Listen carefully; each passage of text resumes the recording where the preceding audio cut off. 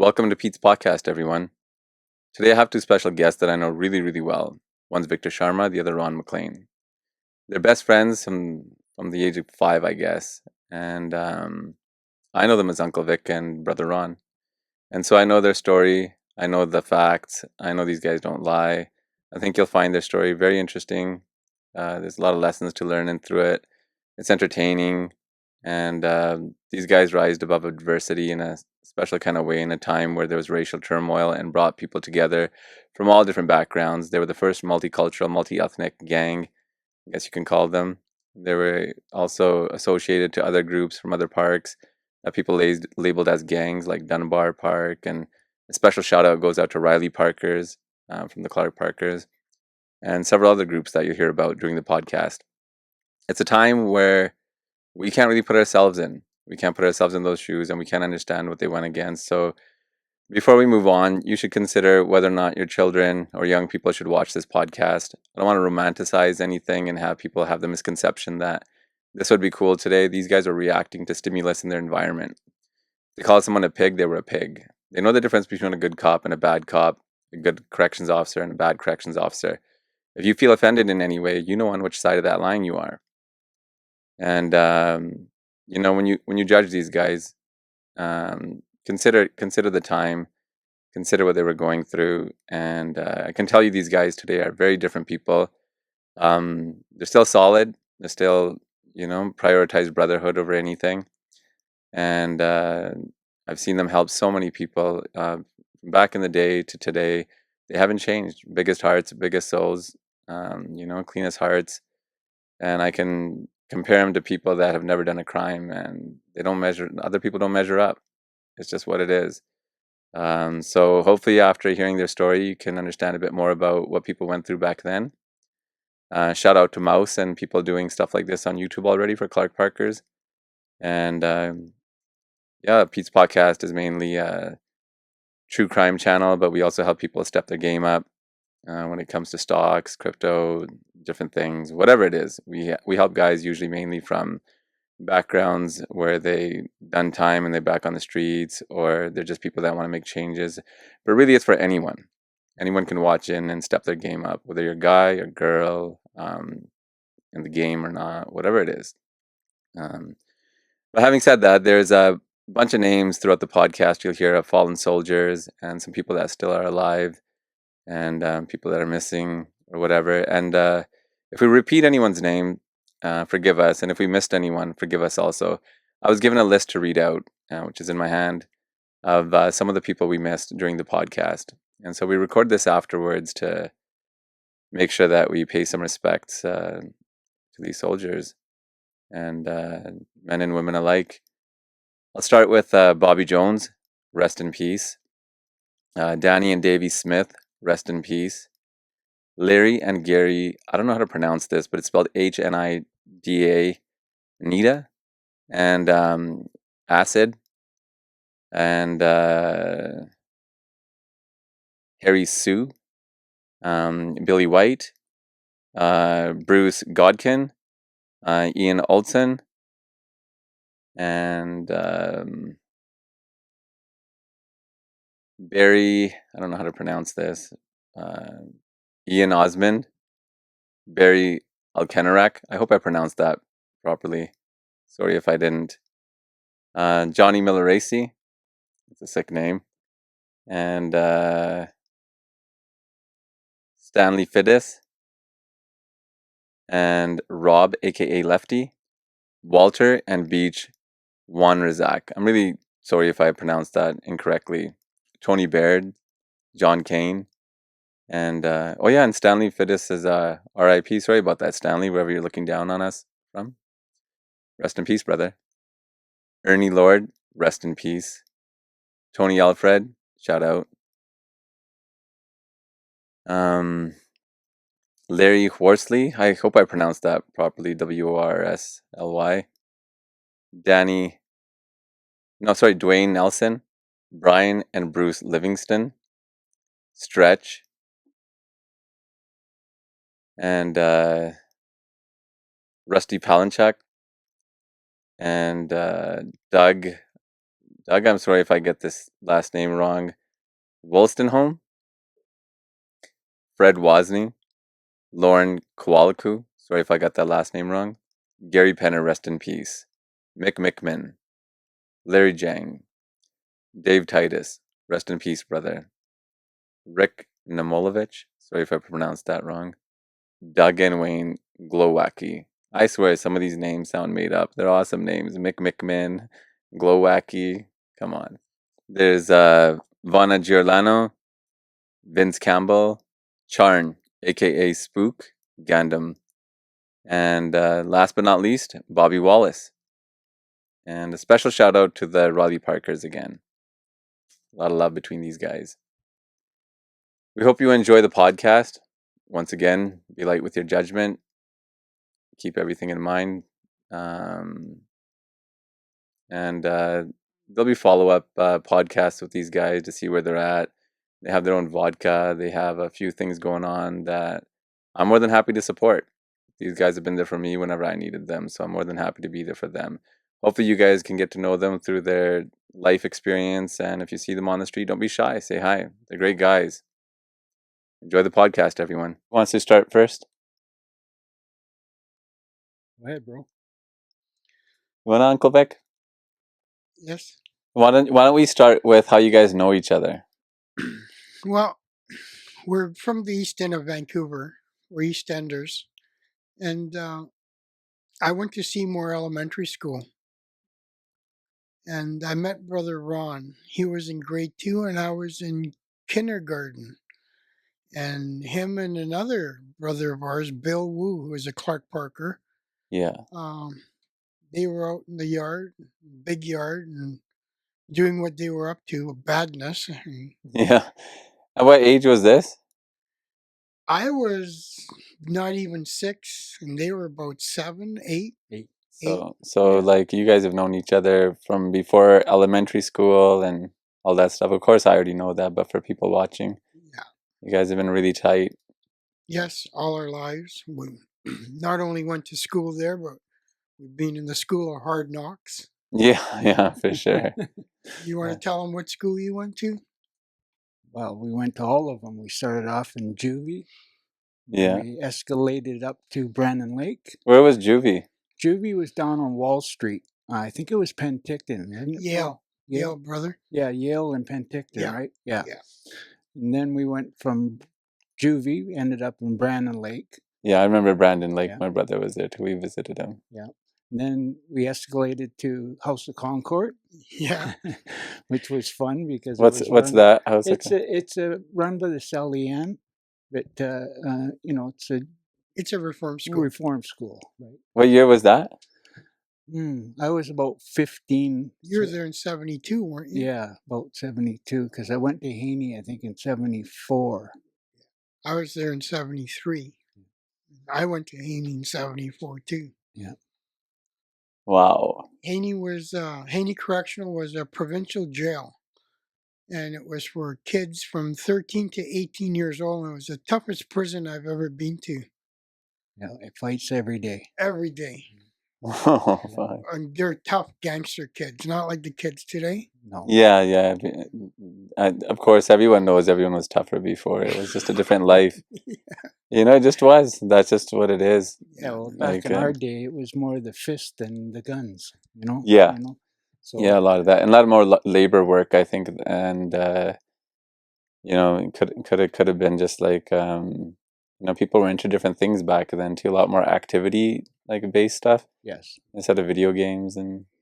Yeah, there was no video games when we were younger. But, in Haney, they had the worst hole I've ever been in.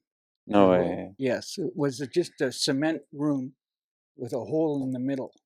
And that's where you had to take a piss and a shit and everything. The whole sloped down. Right? But what happens if you were being bad and the bulls didn't like you, they would back it up. Oh, no, so it would come into your cell. Yes. Well, remember, the whole sloped down into the middle of the room.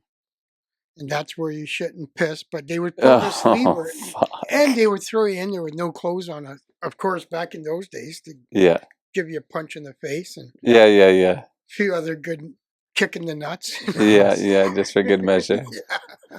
And then from Haney, we moved on to Ocala.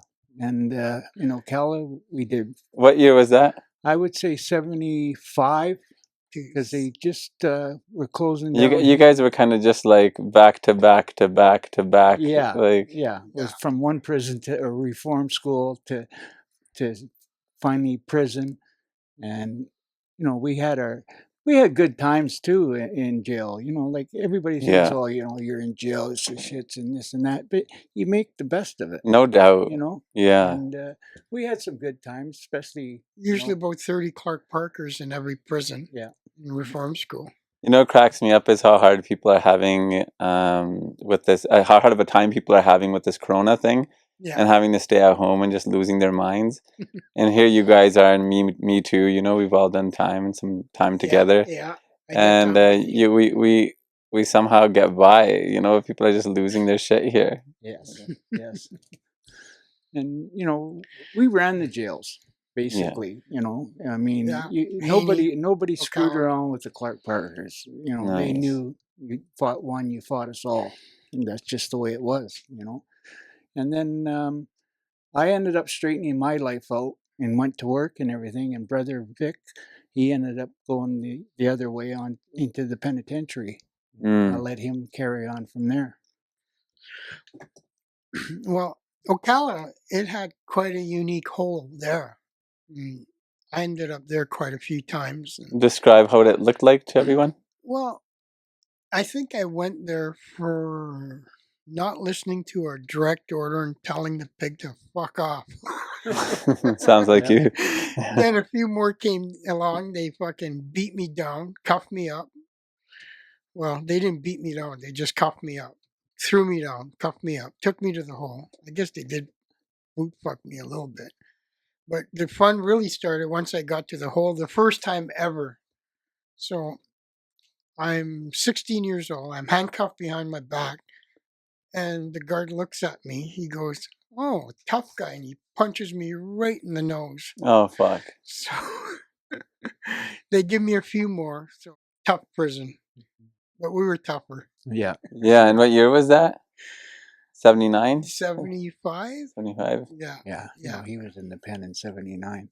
Yeah. Shit. So wanna mention anything about how different the prison system is today? Because we did some time together. Oh yeah, me and you. Yeah, and do you think the way staff treats people is that much different today, or do you think they're still pretty goofy, like you know, just like they were before?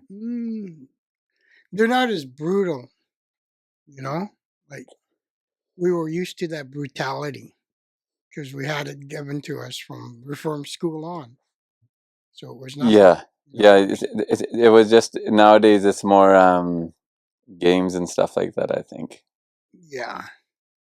Well, when we first were in juvie, you know, I'd say 10, 11 years old, there was this one guard there, Tommy Boyce, you know, and he used to kick the shit out of us all the time, right? Because, you know, just for no reason? Yeah, and, you know, because he was a golden boxer or whatever. Right? We were 11, 12 golden years gloves, old. yeah. But when we ended up in Ocala, you know, a little older, 16, 17 years old, he starts kissing our ass, right? You know, because he knows now that, you know, we're going to go, right? You know, and there was this one time, there was this black guy, and he was rummaging in the cells.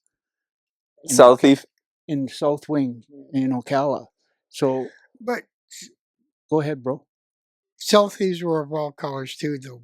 Yeah. No. I didn't say South Thief because he's black. No. Just one particular time. I just want to clarify. Yeah. Brother Brother Ron. Yeah, not a racist white guy at all. Yeah. Not best friend. One of my best friends was black. Yeah. So, that's the cliche line, right? Yes. The toughest Clark Parkers were black. Yes. But this guy was, you know, he was rummaging through our cells and stealing our, you know, our weed or smokes and everything like that, eh? Tobacco. So I'm standing at the top of the stairs when you have to walk up the stairs to come to the main floor, right? And I got the crib board. So I turn around and he gets to the top and I just whack this guy. I split his head wide open. Down the stairs he goes. and Tommy Boyce tries to grab me. That's fucking and deadly. I just flinged him, and he hit the wall, and he just slid down the wall, going, oh fuck, like this, right? But he had it coming. Oh yeah, there was a few things like that, But then the guy turns around. I'm going to court, and he's in the change room. Yeah. And I'm bent over tying my laces, and all of a sudden I get this boot right in the face, and then my head goes back, hits the wall. Yeah. And here's this black guy smiling, and he's got a bull on each side of him going, "I'm going to get you." I said, "Yeah, with your friends, right?" Yeah. And but we never did see him again, did we, bro? No. Oh wow. What a head. Yeah, But there was lots of incidents like that, Yeah, that's what people need to understand, that like when they ask for tougher sentences without any real judicial reform with the system right now, there's a lot of goofy shit that happens in there that doesn't necessarily breed good neighbors or good citizens, because it's just more of the same, people taking shots at people, bullying, all that stuff, you know what I mean? Like there's no transition where this whole this whole like rehabilitation is supposed to take place. Yes. Like those mechanisms aren't in place, and like I almost feel like guards should wear body cams. The goofy shit they say and do, right? Yeah, they should. Not all guards, but like they all should have to wear them. I'm not saying every guard's saying goofy shit to people. I've had a couple of guys that have been decent, you know what I mean? Whatever the case is, but especially but everyone should have to wear them. Yeah, especially if they're taking you to the hole or something. Yeah, or especially then. Or into another room by themselves. Because that's when you get the shit kickings, right? Yeah. And people don't know that, right? But you'll probably get different kind of corrections officers working if you get guys that know they're under supervision all the time. You won't have so many people thinking, "Oh, I want to become a guard so I can get back at these guys," or keep on bullying people, or whatever the fuck it is, sick fantasies people have, right? Yes. I mean, not all guards are one way, but What's the funniest thing you've seen happen in jail? I know a lot of guys always tell crazy stories. Let's tell some funny stories. Okay, well, the funniest one we were down in Westgate B doing time, right? And there's a good friend of ours. He was an excellent tattoo artist, excellent painter. He could Clark Parker, yes, and he could paint anything. But anyways, he made this bomb, a fake bomb, and he sent it up to the main. He painted the dynamite. He did the wires. They were braided wires. They look authentic, like a replica. Yeah. Then he sent it up to the main jail, and they turned around and they ended up calling in the bomb squad, put everybody on lockdown, and no way, that's fucking deadly. Right? And he did that a few times. He was good at stuff like that, right? That's really ballsy. Yeah, for sure. Oh my God, what about you? There's so many stuff I can't even think of anything right now. It's got to be a few. Let's go with prisons then. From what you guys started with, you were saying from juvie. Let's say, what was your funniest incident in juvie?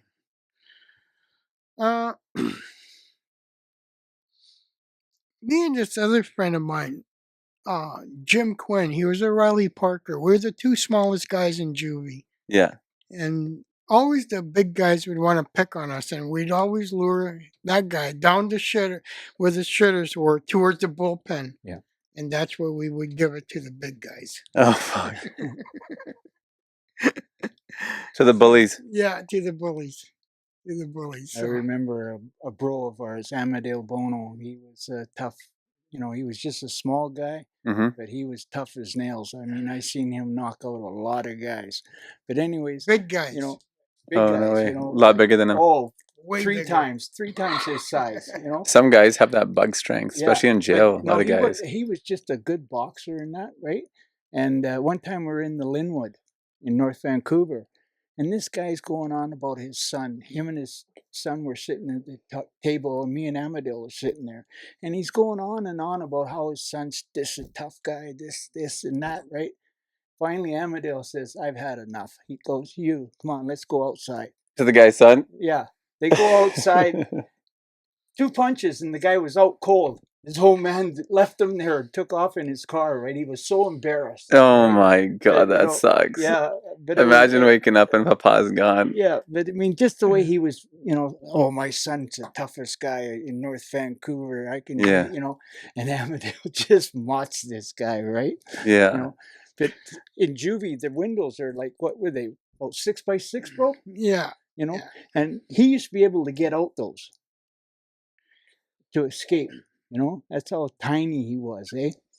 But yeah, that's crazy. Yeah, and he was that tough. Yeah, well, he had a real good fight with Bro's buddy. One of the Clark Park brothers, Dougie Ward. How'd that go? Fuck, it was one of the best fights I've ever seen, and I've seen a lot of good fights in 24 years in the pen and the one bit. So yeah, that was. And I know Amadale too. I met Amadale in grade 8. And a guy named Lloyd, Amadale, and me were the only guys in Britannia High School that wore Daytons. The boots, like the cowboy boots, motorcycle boots for people that don't know what they are. Yeah, which are East End boots, made famous by all the greasers and bikers from the 60s, the Vancouver guys. And me and Amadale were the only 2 guys with tatties. The Clark Park tattoos? No, just in general. The next year, I got the Clark Park tattoo. Oh, okay. Yeah. In grade 9. So you guys were the only guys that had ink, and everyone thought you guys were kind of badass. Yeah, and we were rowdy. We were rowdy kids. I grew up in down in the Chinatown. I'm from Chinatown, so our elementary school was 3 blocks from Main and Hastings. Yeah, and that's where we hung out. That's where we grew up. So we're tough kids. Amadale was up from Grandview on Commercial, and he was a really good guy. Really good guy. The kids cut their teeth on different things back then than they do now. Like we were saying earlier, they're a lot softer. Your guys' stories, and like I'm sure the generation before that, and the generation before that, like everyone had it tougher up until we were spear hunting. Yeah, so it's always been getting easier. Yes. I just remembered a funny story. Nephew Peter talking about funny stories from jail. Yeah. So we're in Ocala down in Westgate. And we got a couple of years in.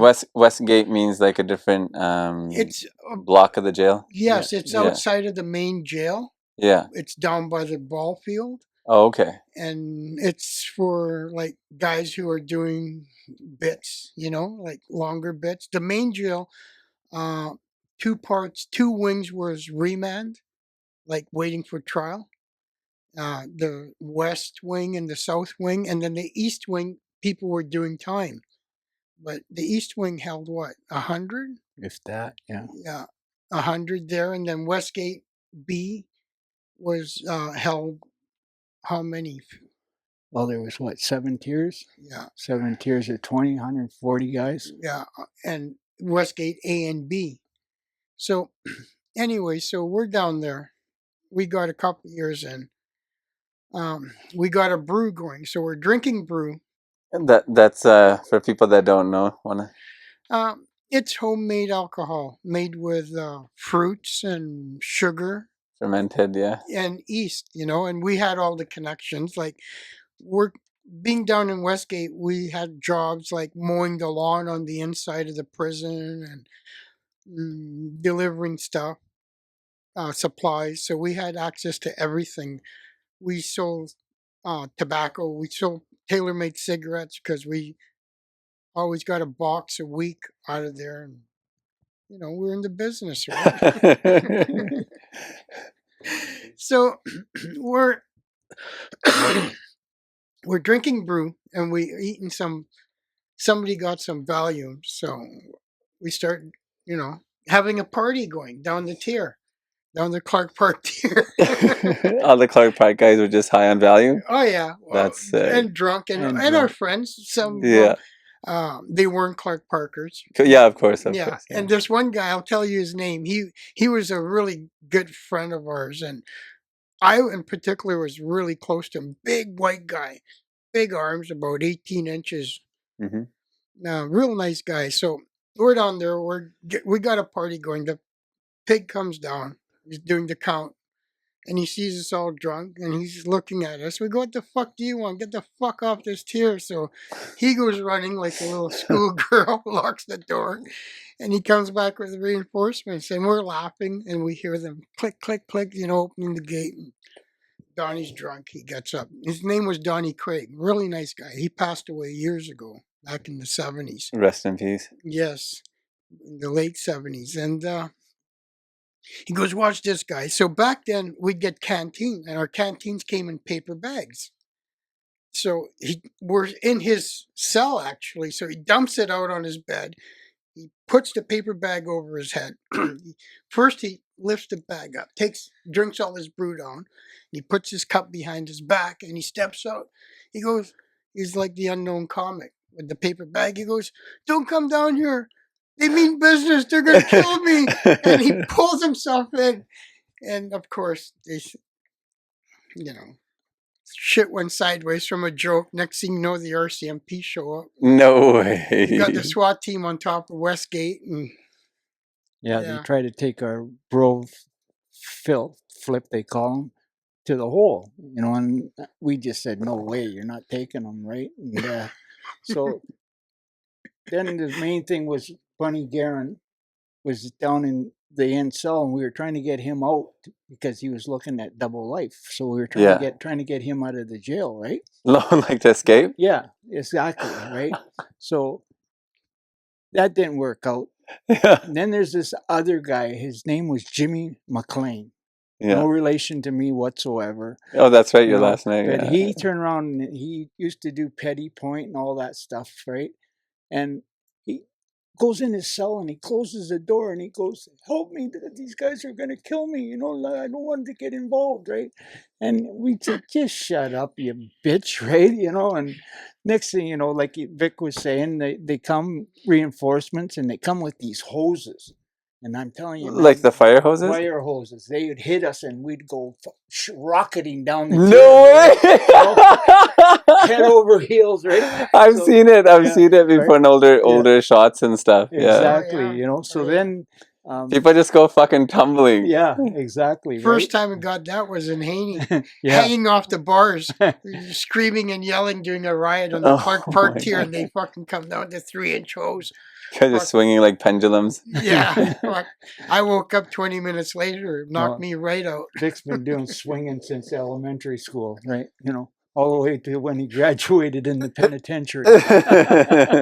Girls always liked it. Yeah, for sure. But anyways, the Bulls ended up charging us with inciting a riot, taking a hostage. We had all these charges. So we had and I just finished doing 18 months. I had 3 days to go. And I ended up going to court again on all these beefs. So at least I made bail for a little while.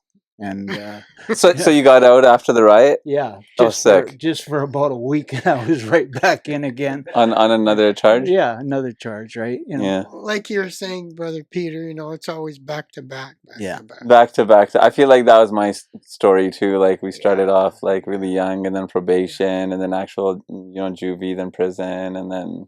If you're a gangster, you gotta take care of business. Can't be a fucking layabout. Well, it just feels like it's a tough cycle to get out of, It is. Yeah. Like they say, if you can't do the time, don't do the crime, right? Yeah, that too. That too. I was always good with it. Like if I got in trouble, I was like, okay, well, I knew there was that chance. Exactly. So I don't know why guys like they have that naivety that before they go into there, and then they end up ratting out. Exactly. Yeah.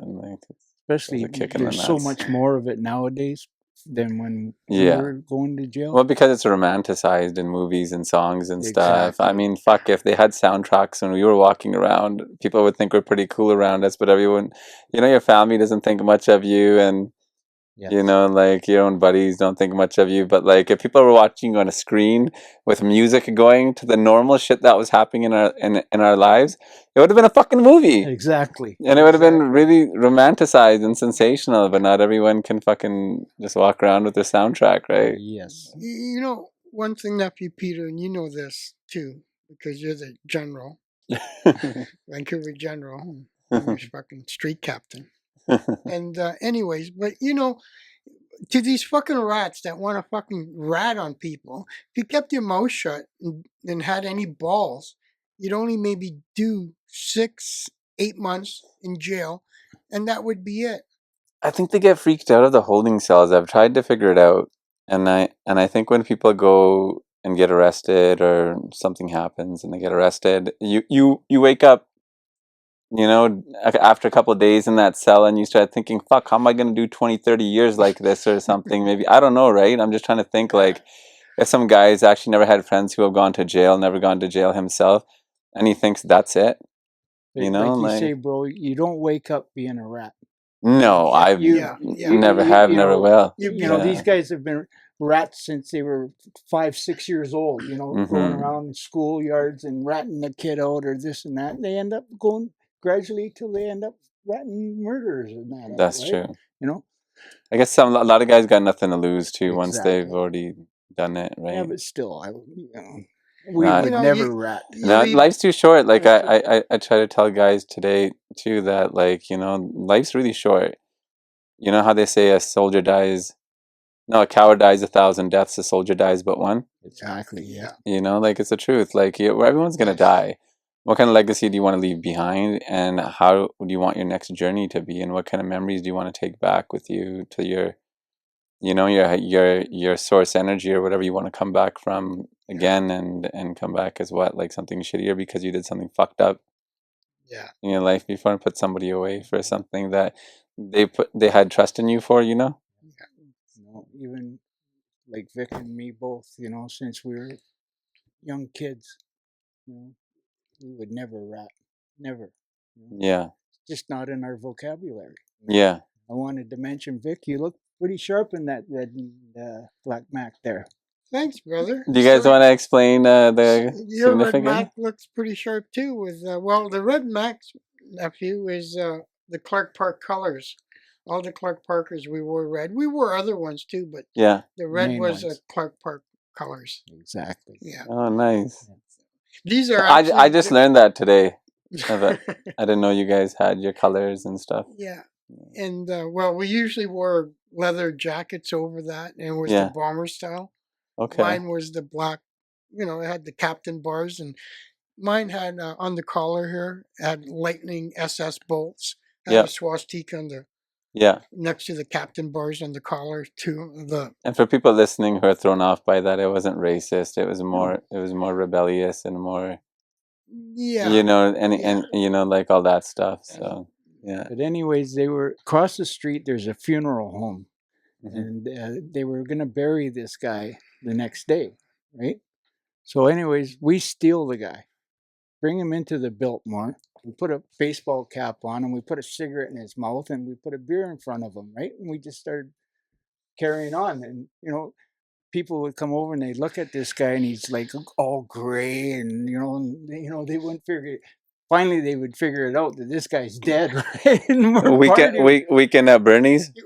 Yeah, you know what I mean? Yeah, like exactly. You know, so, I've never seen that show. Oh, they come home, their uncle's dead. They prop him up, and they have a party at his place. Yeah. And, okay. Yeah, and then some chick ends up banging him at the end too, and he's got rigor mortis, and she says that's the best sex she's had. Yeah. And they put glasses on him and shit, just like what you were saying. Yeah. See, I'm telling you, if there was fucking like better lighting and music with our lives, it'd be pretty entertaining. Oh, for sure, definitely. You know. Well, we got this guy at the table. He's grandpa too, eh? So he's at the table. Brother Ron gets up, so we go up. We approach the band that's playing. They're fairly good. We says, "Hey, you guys know there's a riot going on in cell block number 9?" They says, "Yeah." And do you guys know Jailhouse Rock? He says, "Yeah." He says, "Okay, we got a guy here who wants to sing." So you guys are going to play and he's going to sing. And Brother Ron, he sang Jailhouse Rock. Get out of here. Yeah, and the whole Biltmore bar rocking. They were clapping and cheering, and all the tough guys from the East End drank at the Biltmore. Everybody had Daytons and Macs and leathers and tattoos. You know, that was a tough bar. Yeah. You know, so that's fucking deadly. And then when he finished that one, the Jailhouse Rock, nephew Peter, there's a riot going on in cell block number 9. There was just about a riot. Yeah. And then there was also Boney Maroney. Boney Maroney, yeah. Shit, that's fucking deadly. Got a girl named Boney Maroney. Yeah. There was another time too. Yeah. Sharing is caring. I got this hot car, and I'm chasing this guy around the track at tech school, right? So, anyways, the car, I go into, you know, where they used to do the high jump. Well, I went into the sawdust pile and it got stuck, right? So we left the car there for a while, went down to the end of where the bushes are. Next thing we know, we see this guy come running and he's got a fucking German Shepherd chasing him, right? And here's Brother Vic. What are you guys doing in there? You know, like this, right? And it's a police dog chasing him, right? Go fuck. So anyways, we ended up leaving. And the car, all of a sudden, we hear all these sirens and everything, right? Well, this brand new car we just stole right off the lot. Oh, it caught on fire. It happened to be a 73 Ford Torino. With Torino. With a 429 Cobra jet in it. So. Yeah. Oh, wow. Yeah. It was a fast car. Yeah, loud and fast, yeah. You know, yeah. I just had to bring that up because Vic's yelling, "Lord, don't let my feet fail me now," right? No way. And what I was saying is, sex up, hey? Sex up. As I was running the cop dog on my ass. Sex up, yeah. Yeah. Did the dog get you? A couple of times, but eventually I got away. Yeah. Oh, shit. I got mauled by Then, you know what he tells us? He says, "Oh, I was running track for Britannia, and I just came to see how you guys were running track at Tech here." Oh. I was covered in fucking track star. Yeah. That's deadly. Yeah. Ask any rookie from Vancouver Police Department from 1973 to 77. Yeah. That's sick. Yeah. The best part is back in those days, you know, we used to get souped up cars. It's best, you know, hot, fast. Whatever, just hot wire. Yeah, hot wire. We'd have the keys. You know, we'd break into the place, steal all the keys for every car in the lot, and just take the best ones. Well, then we'd go looking for the cops. Right? We wanted to get into chases. Right? To see how good our driving. That's so funny. We used to do the same thing. Yeah. You know? And one time, another brother that passed, Scott Bolt. Yeah, Brother Scott. Shout out to him. Yeah, shout to out the Bolt brothers. And his brothers. Roger, who was at Clark Park, hung around with the Parkers. Scott Bolt hung around with us. He was a Clark Parker with me. I'll tell you a funny story about him later. Okay. And anyways, he was... His brother Mark, too, was passed on. Yes. All the Bolt brothers. Yeah. So he was in a Camaro, one of those SS's, and the cops are chasing him. Well, I'm behind the cop chasing the cop, right? Like out of the fucking Flintstones cartoon. Right? So what I did is when the cop went to turn the corner, I just nailed him, sent him flying, right? So Scott and those guys all got out of their car, jumped in our car, and we took off and got away, right? You know, it was pretty comical at the time, right? But and it all took place in front of Ocala, which we just got out of. Like, that's fucking hilarious. I think that time we only did 8 months, all of us. So. Yeah. And Juvie, you used to be able to drive around the one on Willingdon. Yeah. And so people would drive stolen cars around sometimes just to flex to their friends. Yeah. Pump music or just to, you know, do whatever. Burnouts. Yeah, do burnouts, whatever, right? When we were in House of Concord and off of 200th Street in Langley, where the Mopac is now, that was the main entrance.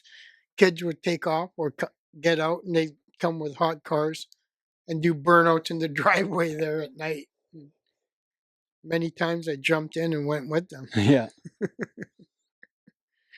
Well, I went to visit Vic out in Mission there, and the cops, the bulls wouldn't let me in anyway, so I got pissed off and I started doing burnouts in the parking lot. No way. With Rita, right? Oh, not too long ago. Yeah, so they phoned the cops on me, and so I'm going down the road, and this cop, I see him pull a Yui, so I just pull over, and he pulls up, and he goes, "What's going on?"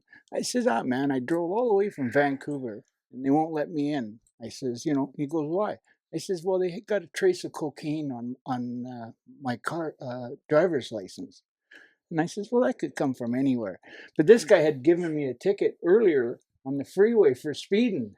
So it was the same cop, right? And he just says, "If you go straight home, I won't ticket you again." So I thought that was pretty cool. Yeah. Yeah. Sometimes they're not too bad. Yeah. I still hold the record there for escaping on Thanksgiving. No way. The biggest You would always escape on Thanksgiving? Yeah, the biggest escape ever. 21 inmates. Oh shit. Took off, right? There was two Tell guys us about left, that, yeah. Right? So what happened was we got the keys. So we went into the bullpen, which is where we used to play throw the ball to whack you with it. Yeah. What was that called? Handball? Murder ball. Murder ball. That's murder ball. Yeah, sure, murder ball. Yeah. Right. So anyways, we went out the gate and there was two brothers. They said, "Oh, well, we're getting out tomorrow, so we're not going," right? But 21 of us left. So Amadale was there. Yeah, Amadale was there. That's sick. You guys must have been laughing your asses off. We were with the hanging judge from New Westminster, McMorrin. His son was with us. No way. Yeah. There was a few other guys, right? McAfee. Tom McAfee. That's right. That's right. Nice. So anyways, what happens is we're out for about 5 to 7 days, and they charged us with every crime that was committed in the East End, right? So they said that we did them all, right? So we get back to juvie, and we all have to go to court. And this Judge McMorrin, the hanging judge, he was known as in New Westminster, said, "Well, you're not sending my kid to Brandon Lake, right?" So he had to drop charges against all of us. No way. Yeah, so we all, after doing everything, we got all charges dropped and we got out, right? That's insane. And those two brothers were still there when we got back, right? That's deadly. Yeah. Yeah. It was a good time, though. Real good time. That's so funny. Yeah. But to answer your question, nephew Peter, yeah, in juvie, for the boys' side, they had arts and crafts. So what you did, you made leather stuff. You can make a leather wristband. Usually you measure the leather wristband to your wrist and stuff. I would measure it to my hand. So when we closed it, it was like a knuckle duster. And I'd always put extra leather on the back. And Kraut, one of our Clark Park brothers, he had a hole punch. So when we get home, we would take logging spikes and, put it through there. And they make great knuckle dusters too. So nice. Yeah, we were into, we had given many facial massages with those things. We're also in the dental business too, but removing teeth. I never got to do arts and crafts. I was always on lockdown. That's wicked. Our dental tools were, Dayton's. We did brass knuckles. Yeah. We've given many chiropractic attitude adjustments to many people. Yes, for sure, definitely. That's too funny.